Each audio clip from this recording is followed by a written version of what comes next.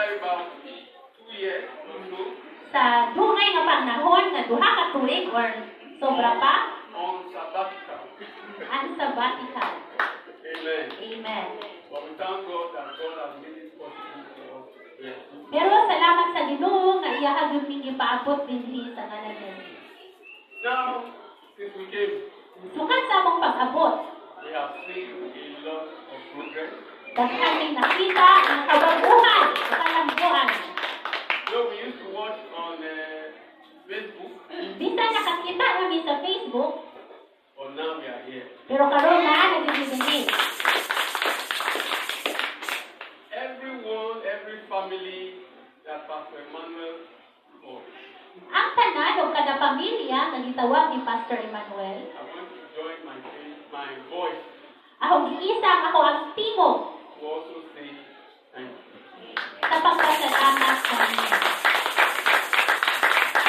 When I saw Mommy that coming in, Pagkakita na ko ni Mami Inday, pagsulod, I have to rush to her and give her a big hug.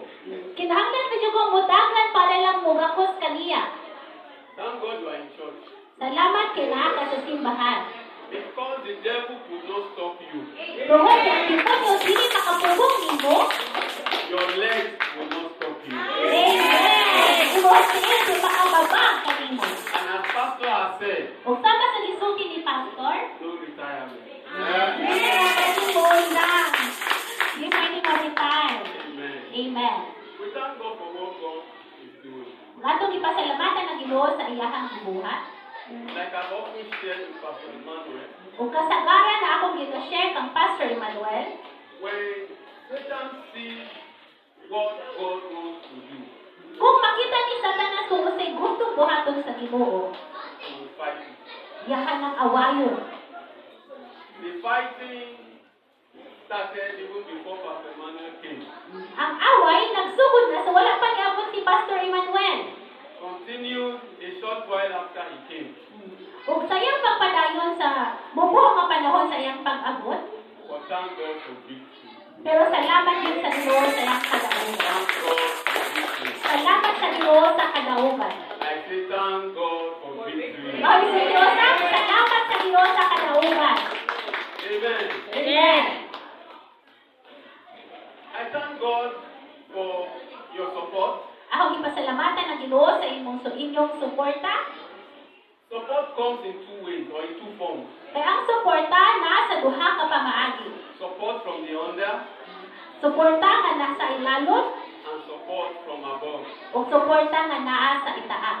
Both of them working together. O kanang duha nga buhat. By the special grace of God, Sa special nga grasya sa Ginoo, God gave you the opportunity to support from the under. amen. Ang Ginoo naghatag kaninyo sa oportunidad nga mosuporta sa ilalom. And that support is very powerful. O kanang nga suporta gamhanan jud kaayo.